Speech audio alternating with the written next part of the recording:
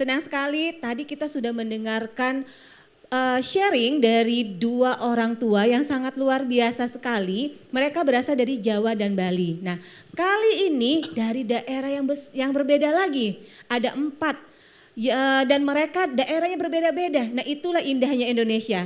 Punya pulau yang banyak, daerah yang banyak, suku yang banyak. Nah, tentu saja ini pola asuhnya berbeda-beda. Kita mulai dari yang pertama, yaitu yang dibesarkan di Jakarta, di ibu kota. Kira-kira seperti apa ya pola asuh di ibu kota? Kita akan tanyakan kepada Ibu Nila. Ibu Nila, dibesarkan di Jakarta. Seperti apa, Ibu? Iya, dibesarkan dari keluarga yang asal di Jakarta dan lahir sampai besar di Jakarta. Orang tua saya termasuk orang tua papa saya terutama ya, termasuk papa yang gampangan. Jadi anak apa aja boleh, jadi dilepas. Oke. Jadi mau apapun oke, selama masih bisa dia penuhi, dia akan penuhi. Jadi tanpa ada aturan-aturan yang jelas lah di keluarga gitu.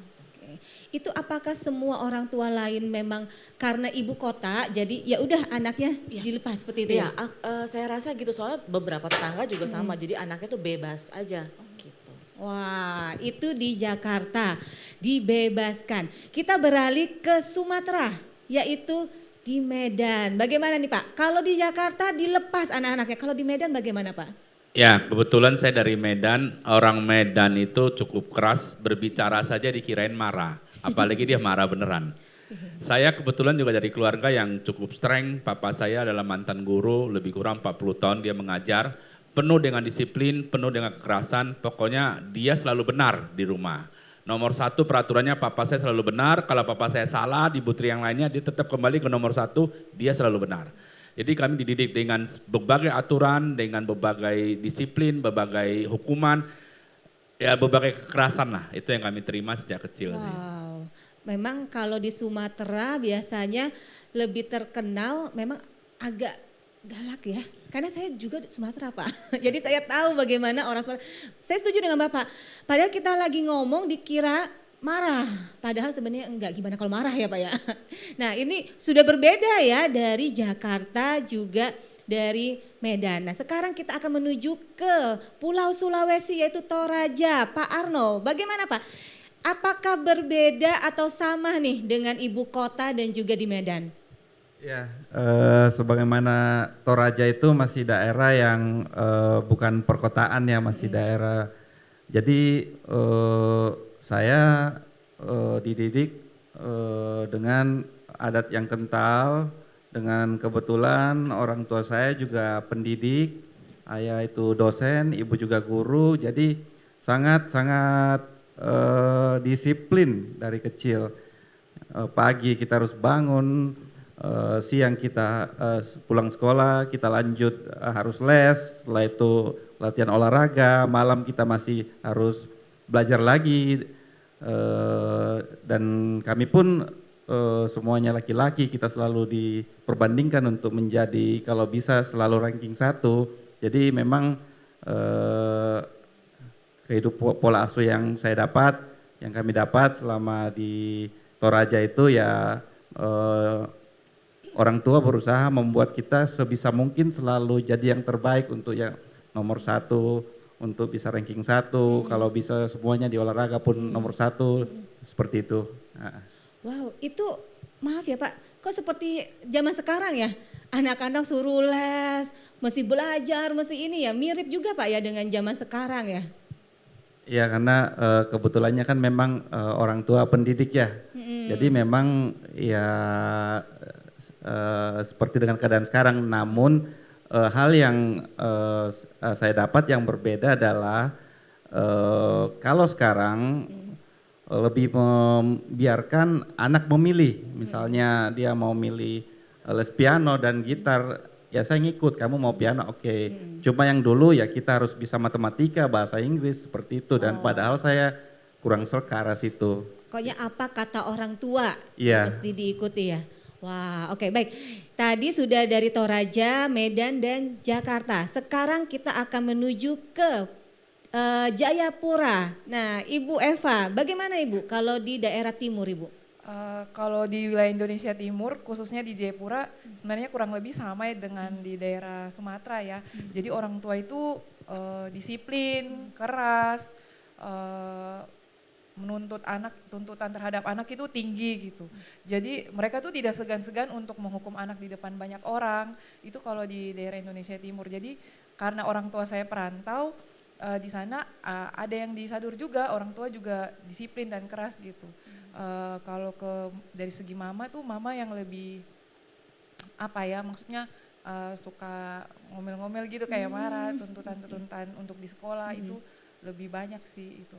Wah, ini 4 kebudayaan beda-beda semua. Nah, sekarang pertanyaan saya, ketika menikah di dalam rumah tangga, satu dari Toraja, satu dari Jayapura, satu dari Medan, satu dari Jakarta.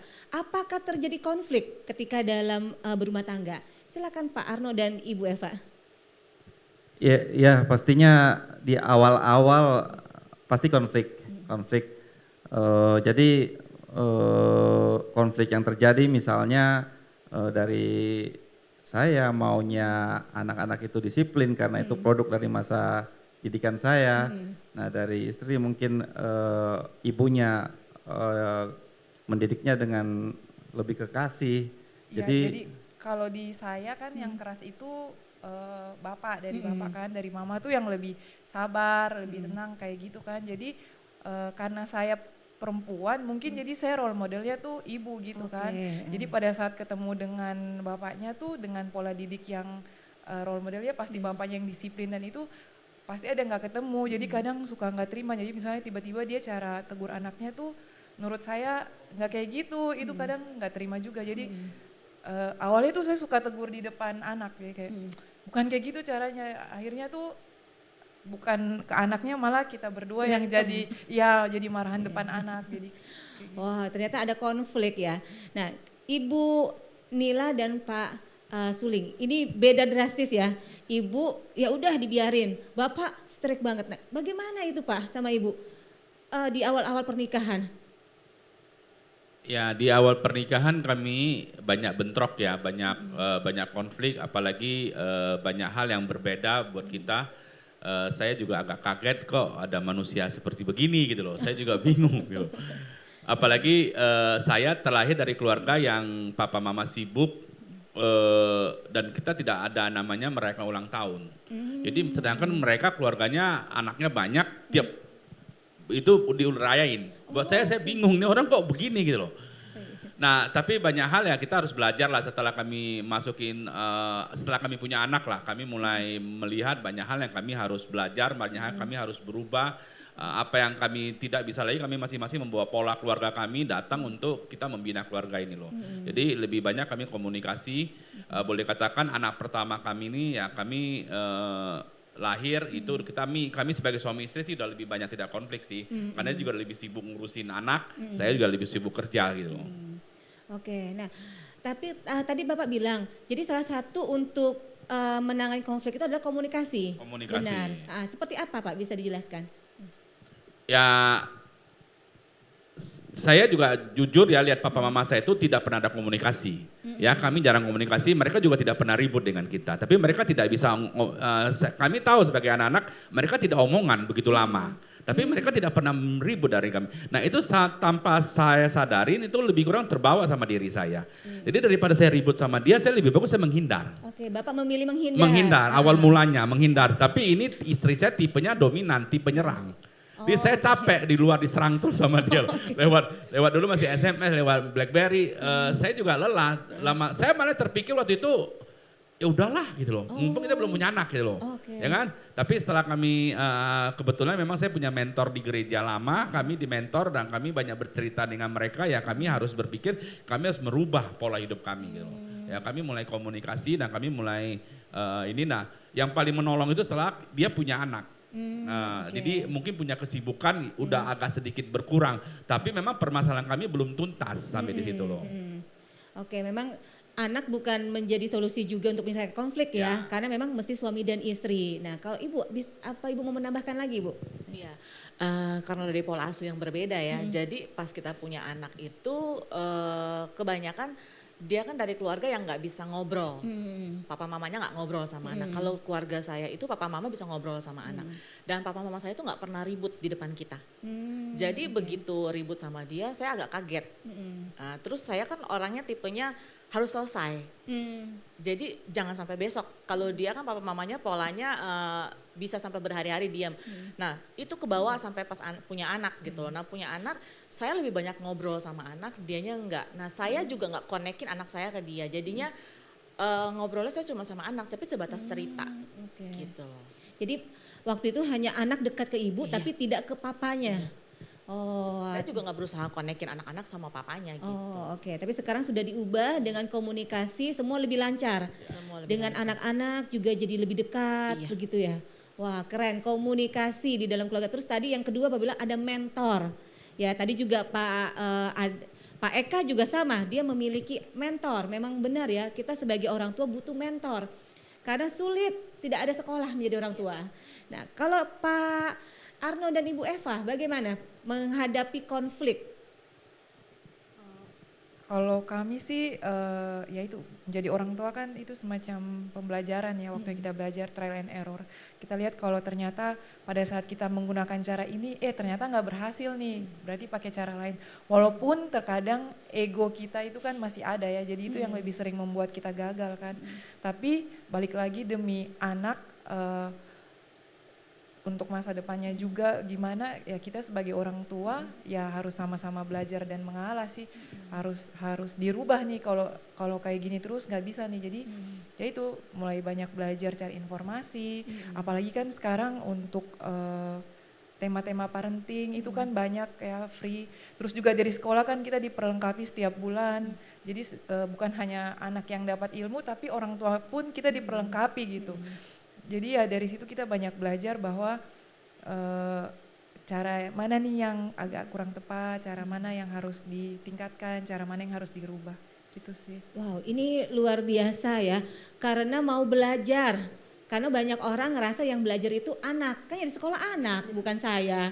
Kita bayar uang sekolah untuk anak, bukan uang sekolah buat orang tua. Nah, tapi ini sesuatu yang sangat bagus. Nah, kalau Bapak dan Ibu, Bapak kan keras kan dari keluarga yang keras. Nah, Ibu bagaimana komunikasi dengan Bapak Ibu? Pada awalnya juga bukan yang langsung bisa jadi sabar juga sih. Pada awalnya juga maksudnya saya cara negurnya tuh salah sebenarnya. Jadi kayak misalnya tegur di depan anak, ternyata itu salah. Jadi saya lihat mungkin kalau untuk dengan bapaknya, saya jadi harus lebih sabar. Oh ternyata jangan tegur di depan anak, tunggu dulu. Terus sama jangan pada saat momennya tuh lagi tinggi misalnya. Jadi tunggu tenang dulu, baru kita bisa kasih masukan. Apalagi kalau lagi sama-sama lagi sama-sama tinggi gitu kan, maksudnya lagi egonya sama-sama tinggi. Biasanya malah nggak ketemu tuh. Jadi jalan itu yang saya pikir saya harus lebih sabar, lebih cara menyampaikannya kayak gini nih yang pas kalau ke suami gitu sih. Saya mau nanya, Bapak sebagai laki-laki Pak dikasih masukan sama istri, bisa terima Pak? Iya, karena memang saya tahu kelemahan saya dalam mendidik anak mungkin kurang up to date. Jadi saya lebih banyak mendengar dari mentor saya. Mentor saya tuh mungkin mentor terdekat, orang tua, istri, kemudian membaca, membandingkan di literatur benar nggak sih yang dia sampaikan, tapi keesokan harinya. Setelah itu kalau memang benar saya ikuti dan ternyata setelah saya menerapkan itu di beberapa tahun terakhir, karena memang saya baru sama dengan anak saya baru beberapa tahun terakhir, sebelumnya dia di Jayapura sama mamanya lama. Memang akhirnya banyak berkembang pesat tumbuh kembang anak kami setelah kami menerapkan pola asuh yang baik. Mungkin sedikit tambahkan, itu dia sih Miss, jadi karena Cio kan baru 1 tahun ini sama bapaknya ya, jadi Cio dengan bapaknya ini juga kayak saling menyesuaikan gitu. Kalau saya kan sudah lebih lama dengan anak kan, jadi saya tahu nih Cio tuh harus diginiin gitu. Nah bapaknya kan karena baru ketemu jadi dia masih trial error. Jadi saya kadang tuh karena sudah harusnya nggak kayak gini, jadi kadang kasih taunya tuh langsung gitu. Nggak kayak gini, ternyata saya juga jadi belajar gitu. Harusnya saya nggak nyampeinnya kayak gini, tapi seperti ini lebih baik. Wow, ini Bapak dan Ibu kita saksikan ya, hebat sekali para mama-mama yang sabar, yang mau menjadi pendamping bagi suami. Dan yang saya salut adalah kedua papa-papa ini sangat rendah hati. Karena biasanya laki-laki itu, mohon maaf ya, egonya tinggi. Mana mau menerima masukan ya, tapi ini hebat loh. Kita kasih tepuk tangan untuk keempat orang tua di sini, sangat luar biasa, keren sekali. Nah, sekarang saya mau nanya, mengapa Bapak dan Ibu mau mengubah nih dengan kasih, dengan cara yang banyak orang bilang kalau dididik dengan kasih, anak itu manja. Mau jadi apa dia nanti besar ya? Ya kita dari kecil seperti itu ya, orang tua selalu ngomong, kamu nih ya, mama pukul biar kamu tuh tahu, mama sedang ngajarin kamu. Padahal setelah mukul mamanya sakit hati, sakit juga, aduh kok tadi abis mukul anak gitu ya. Nah, apa yang membuat Bapak dan Ibu mau mengubah dengan kasih? Kalau saya ya, awalnya saya nggak pukul. Lihat papanya suka pukul, terus saya lihat tuh anak jadi takut sama papanya. Nggak berani, dulu kan mulai ngerobek wallpaper. Nah lama-lama saya bilang, oh ya kalau dipukul berarti dia takut, dia nggak akan ngulangin lagi gitu. Ternyata itu nggak ngerubah. Nah akhirnya sampai satu waktu saya juga tetap pukul dia dan saya ditegur Tuhan gitu loh. Berubah gak anak kamu? Enggak sih. Yang berubah apa? Nggak ada yang berubah. Dia ngelakuin ketaatan karena dia takut dipukul. Bukan karena kesadarannya dia. Nah jadinya disitulah yang bikin saya, oh ini kayaknya nggak mempan nih kayak begini. Sempat jalanin yang reward and punishment tapi juga nggak berdampak. Karena anak jadi ngelakuin sesuatu karena ada rewards. Bukan karena kesadaran. Sampai satu titik tahun 2019 akhir, kita lagi liburan ke Bali. Anak saya yang pertama tuh dimarahin sama papanya di depan orang banyak. Waktu itu kan kita lagi rame-rame di sana. Nah di situ papanya yang marahin dia, saya yang di belakang, saya yang ditegur Tuhan. Tuhan bilang itulah penyebab kenapa anak kamu minder. Anak pertama saya itu minder. Jadi saya lepasin setiap anak itu untuk mereka milih sesuatu sebenarnya kayak baju mau warna apa, mau suka yang model apa. Kita bebasin, mau makan juga mau makan apa, pesen. Kita nggak pesenin, tapi mereka mau yang mana. Tapi itu nggak melatih anak kita jadi anak yang punya decision. Jadi mereka nggak bisa nentuin. Kalau kita bilang mau apa, nggak tahu, terserah. Nah itulah ternyata efek dari kita suka tegur mereka, suka marahin mereka di depan orang banyak. Akhirnya mereka jadi minder, nggak berani ngambil keputusan. Nah itulah yang akhirnya merubah kita untuk ini salah, kita nggak bisa kayak begini. Anak kita udah besar, udah 3, anak yang pertama kan udah besar. Jadi kalau kita terusin kayak gitu, itu akan pengaruh ketiga-tiganya sama, akan seperti itu juga. Gitu. Berarti Ibu dan Bapak menyadari ada kesalahan dan mau berubah. Padahal itu waktu itu yang anak paling besar udah besar dong ya? Udah tahun 2019. Usia berapa itu? Sekitar berapa ya? 11 tahun ya. 11 tahun itu sudah besar. Biasanya orang tua cenderung, udah bodo amat ya. Udah membesarkan nanti juga belajar sendiri. Tapi salut Bapak dan Ibu mau rendah hati, malah kami mau belajar. Orang tua yang berubah, bukan anak yang dituntut untuk berubah. Keren banget, kita kasih tepuk tangan lagi.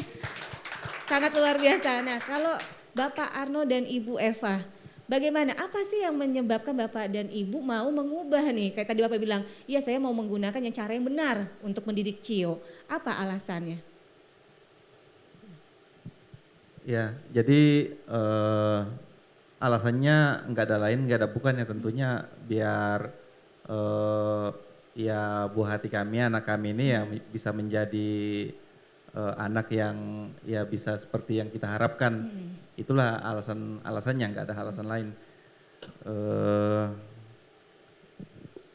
Ya selain itu sih ya karena memang dalam beberapa tahun terakhir ya, karena memang jarang dengan dia ya berusaha untuk terus-menerus belajar untuk bagaimana menjadi orang tua yang baik, jadi ya pendidik di rumah yang baik dan ya terus-menerus meningkatkan apa yang kurang ya kita perbaiki dan berusaha semakin klop jadi tim yang berusaha menjadi tim yang hebat dengan istri untuk menjadi orang tua yang terbaik lah untuk anak ya seperti itu sih yang kami harapkan.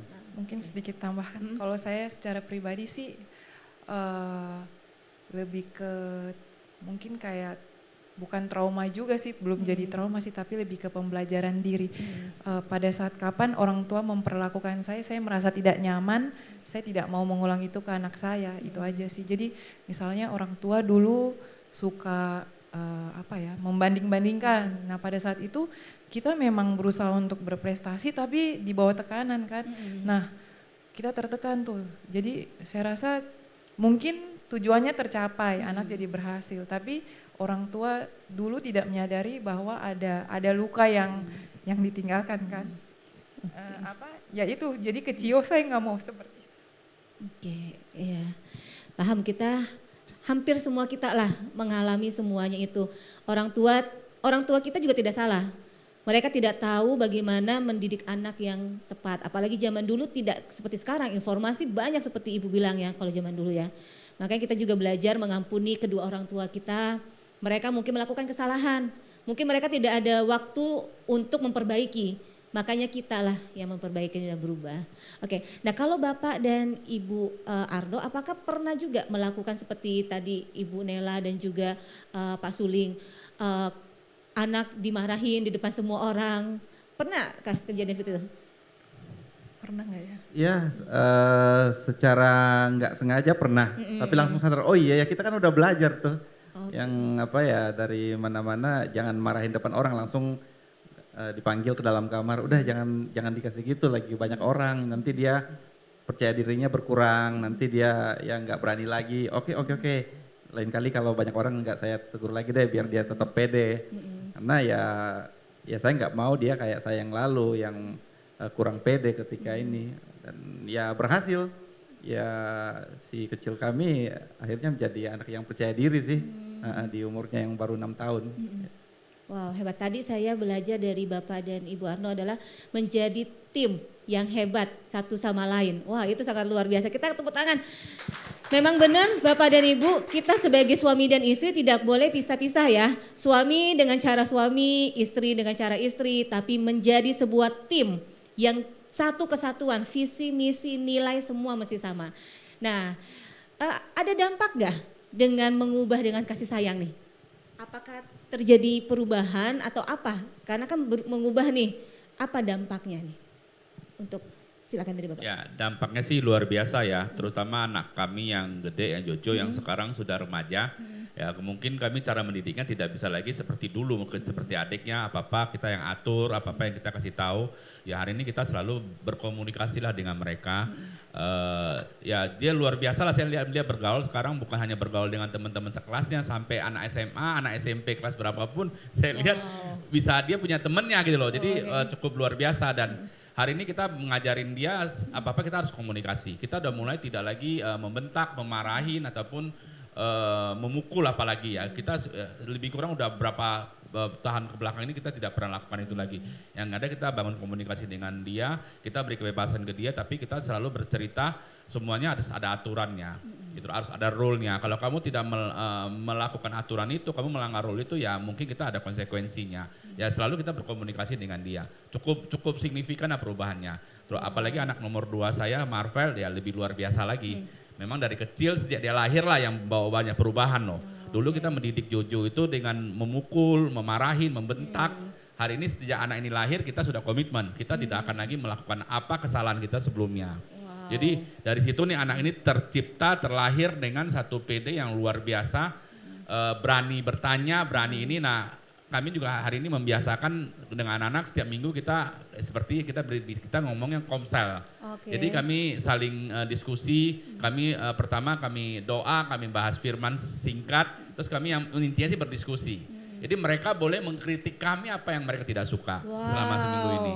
Ini orang tua keren ya, Bapak dan Ibu, mau menerima kritik masukan dari apa yang mereka tidak suka, apa yang kami lakukan kesalahan, terus kami juga meminta mereka apa yang mereka minggu ini yang mereka tidak lakukan dengan baik gitu. Wow, jadi ada komunikasi yang baik sehingga anak pun mengikuti, Bapak dan Ibu pun sama-sama sepakat gitu ya. Jadi semuanya kita diskusikan lah, mulai ini kita banyak belajar diskusikan sehingga anak-anak ini pun berani mengeluarkan pendapat. Apalagi anak saya yang paling kecil tuh, itu jago banget tuh kalau mengkritik tuh. Itu potensinya berarti Ya. Pak sudah kelihatan Pak punya potensi public speakingnya bagus Ya, Pak. jadi kita beri Anaknya. kesempatan. Jadi satu hal saya belajar dulu waktu saya kecil, kita tidak bisa melawan papa mama kita. Tapi hari ini kita belajar, kita tidak tabu loh berbicara dengan anak kita tidak tabu meminta maaf dengan mereka. Benar. Ya apapun yang kita salah, kita harus ngomong kita salah. Jadi tidak ada selalu prinsip kita selalu benar sebagai orang tua sih. Wow, keren-keren. Kita kasih tepuk tangan. Ibu Nur. Saya juga mau nambahin perubahan yang sangat-sangat buat saya itu amazing ya. Saya nggak nyangka itu bakalan terjadi. Anak saya yang pertama sebelum 2019 itu kan apapun dia ditanya terserah, nggak tahu. Kemarin berapa bulan yang lalu lah, akhir tahun 2022 sekitar bulan Oktober atau November gitu dia bilang, dia samperin saya tiba-tiba dia ngomong, "Mah, aku SMA mau lanjut NSC." Dia langsung ngambil keputusan. Terus nanti Ai mau ambil jurusan ini. Nanti kuliahnya mau jurusan ini karena Ai mau jadi ini. Dia udah langsung punya kayak blueprintnya dia sendiri, nanti dia goalnya mau seperti apa. Sebelumnya kalau ditanya nggak tahu, terserah. Kayak jalanin aja, tapi begitu kita berubah dan kita mendidik dia coba dengan kasih, dia tuh berubah banget.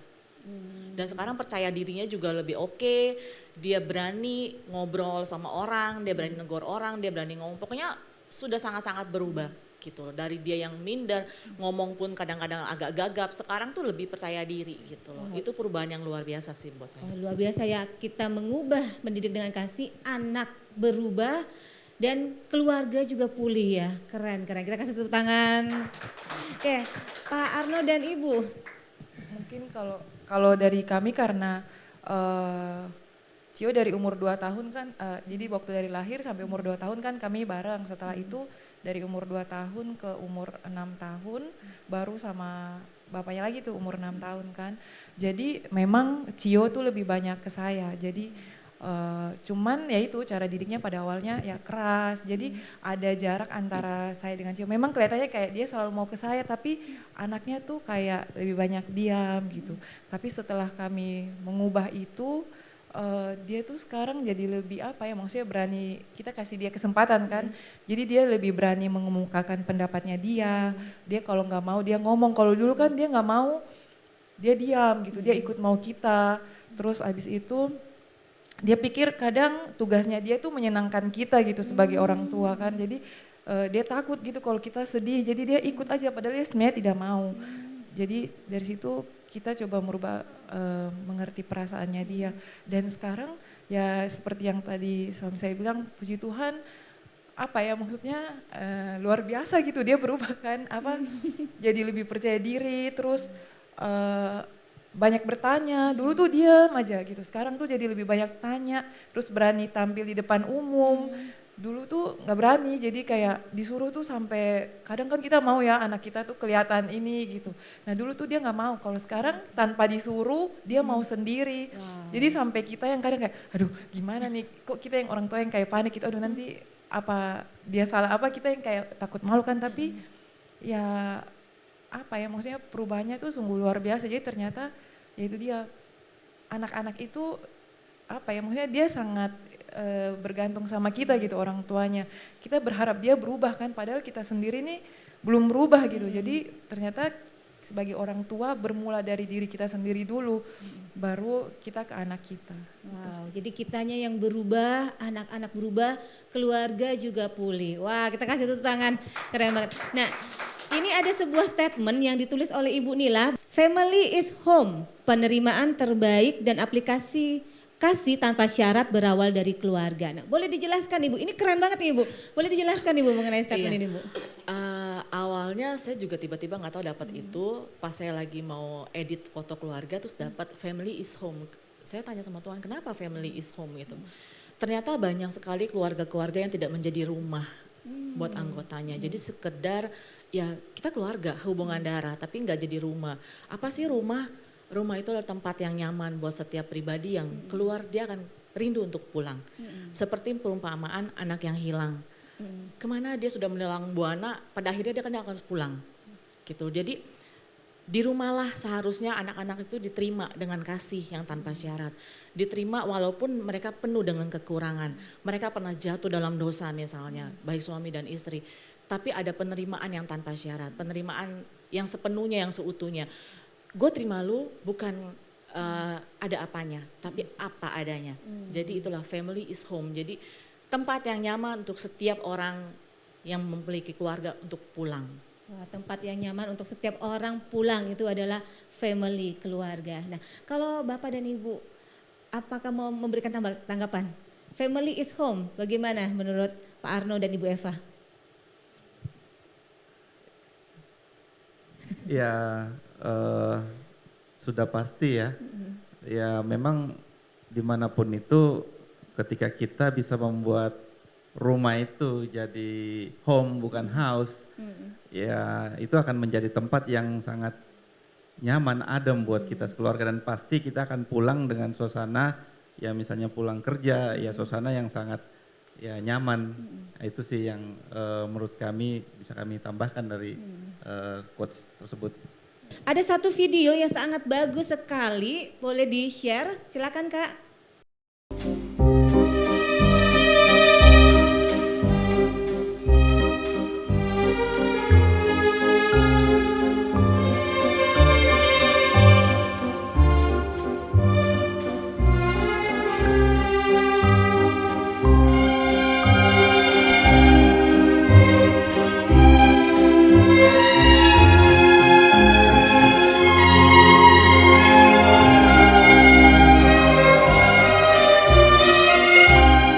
Video itu adalah kita tidak hanya mendidik yang kita sedang anak-anak yang kita punya ini bukan hanya kita didik untuk menjadi anak kita sendiri. Namun suatu saat nanti mereka akan menjadi suami atau istri orang lain. Kita juga mempersiapkan mereka menjadi papa dan mama yang terbaik tentunya untuk anak-anaknya nanti. Nah, saya mau minta pendapat nih. Nah, Pak Suling boleh nih pendapatnya. Bagaimana Pak pendapat dari video itu Pak? Ya intinya saya sih belajar satu hal gini loh, kami terlahir dari produk yang gagal ya, boleh dikatakan produk yang salah. Apapun yang kami tidak inginkan kami lakukan di anak-anak kami, tapi tanpa kebenaran firman kami mulai mengaplikasikan itu tanpa kami sadarin. Seperti anak pertama kami ya, dia jujur menjadi korban kami loh. Tapi setelah kami melewati semua itu, kami mengenal banyak kebenaran ya, kami mulai berubah bagaimana mendidik anak-anak itu. Karena kami juga berharap anak-anak kita ini bisa menjadi anak-anak yang luar biasa seperti impian semua orang tua. Menjadi anak-anak yang ideal, anak-anak yang luar biasa seperti Ibu tadi bicara, dia akan nanti menjadi suami orang, menjadi istri orang, menjadi teladan lagi buat anak-anaknya, menjadi generasi penerus bangsa ini menjadi bagaimana menjadi yang terbaik gitu loh. Kalau kita tidak melakukan dengan baik kepada anak-anak kita akan menciptakan lagi satu generasi yang akan seperti kita lagi, satu generasi yang salah lagi. Jadi ini tidak akan pernah bisa berhenti sih. Wow, sangat luar biasa. Generasi Indonesia ini ya di mereka masa depan Indonesia ya. Makanya nggak sembarangan ya kita dengan anak-anak kita ya. Baik, nah Ibu Eva silakan Ibu. Kalau lihat gambar tadi, pertamanya langsung luar biasa ya. Ternyata kita jadi orang tua itu tanggung jawabnya besar gitu. Jadi kita tidak bisa, bukan berarti kita nggak bawa santai ya. Maksudnya tetap berusaha enjoy untuk menikmati peran kita sebagai orang tua.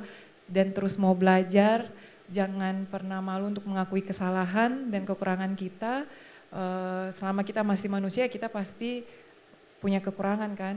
Jadi pada saat Tuhan sudah mempercayakan anak ini ke kita, berarti Tuhan sudah punya rencana. Kita pasti bisa, yang penting kita mau belajar, itu aja. Oke, mau belajar, wah keren sekali benar ya anak-anak ini penerus bangsa. Kita didik mereka tidak hanya untuk kita, bukan, tapi ke depannya. Menjadi suami orang, istri orang, ayah dan ibu bagi orang lain. Mungkin mereka menjadi presiden di Indonesia. Kita nggak tahu anak-anak inilah yang akan membawa perubahan bagi Indonesia. Nah kita mau minta power statement terakhir dari Bapak dan Ibu. Silakan dimulai dari Pak Suling.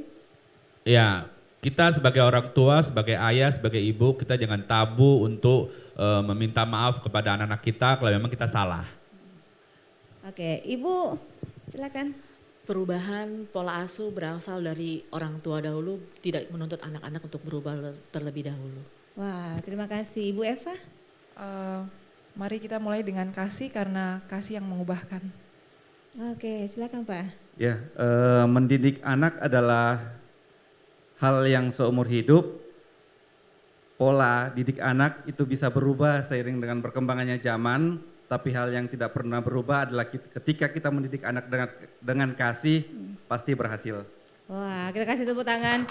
Kita mengasihi karena Allah lebih dulu mengasihi kita. Karena itulah kita mendidik anak-anak di dalam kasih karena Allah loh yang lebih dulu mengasihi kita.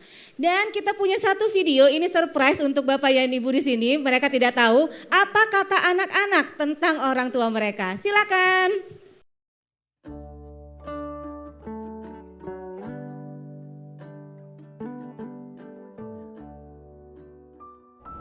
Dedi tidak marah, Dedi kasih tahu Cio supaya pintar. Mama sering ngajak Cio main supaya Cio belajar. Papa itu orangnya baik, pantang menyerah. Seperti waktu toko papa lagi sepi, papa pasti masih tetap berjuang untuk cari duit untuk kita bisa makan. Dan papa itu orangnya baik dan peduli sama orang-orang. Mama orangnya juga baik, bangun pagi-pagi, rela bangun pagi-pagi hanya untuk kasih kita makan. I love you papa sama mama. Papa itu orangnya itu yang pantang menyerah. Walaupun konveksi sedang down, tapi papa masih cari cara untuk balik lagi. Jadi papa itu orangnya itu kalau sekali jatuh, papa nggak akan jatuh terus, papa akan pasti cari cara untuk bangkit lagi. Terus papa juga orangnya yang peduli banget sama keluarga. Terus papa juga peduli sama orang luar. Jadi buat papa itu yang keluarga itu apa yang enggak gitu. Kalau papa baik sama orang luar, pasti papa juga baik itu sama keluarga. Terus papa juga nggak gampang marah. Papa itu kayak dulu papa nggak kenal sama Tuhan. Namun sekarang papa udah kenal sama Tuhan. Sekarang papa jauh lebih baik dan papa pasti juga ingin anak-anaknya jadi kuat dan baik. Makanya dia menurunkan kita untuk menjadi anak yang baik. Dan mama juga tidak manjain kita karena mama berpikir kalau kita manja nanti kita udah besar, masa depan kita bisa kacau. Dan mama pun juga peduli. Mama itu perhatian waktu konveksi lagi down, mama pun rela bangun pagi-pagi untuk siapkan catering yang banyak untuk mencari nafkah untuk keluarganya. I love you mama dan papa. Papa itu baik, perhatian, dan suka mengajak ibadah atau doa bareng. Mama itu baik, perhatian, dan juga suka ngajak main bareng dan belajar bareng. I love you Papa dan Mama. Wow, kita kasih tepuk tangan untuk anak-anak dari hatinya. Mereka memberikan pesan kepada kedua orang tua mereka dan tadi kita dengarnya wow, jangankan orang tuanya, saya sendiri pun ingin nangis mendengar bagaimana perasaan anak-anak kepada orang tuanya. Wah, sangat ternyata anak-anak itu memperhatikan apapun yang kita lakukan Bapak dan Ibu. Makanya kita ini menjadi contoh mereka, role model mereka. Bagaimana mereka menjadi laki-laki sejati, mereka belajar dari papanya. Bagaimana menjadi wanita yang bijak, belajar dari mamanya. Bagaimana menjadi suami yang hebat, istri yang hebat, belajar dari papa dan mamanya. Nah, semuanya mereka akan belajar dari kita. Nah, marilah kita menjadi orang tua yang bijak. Mari kita belajar, kita dulu yang berubah, kita mengasihi mereka seperti Allah lebih dahulu mengasihi kita.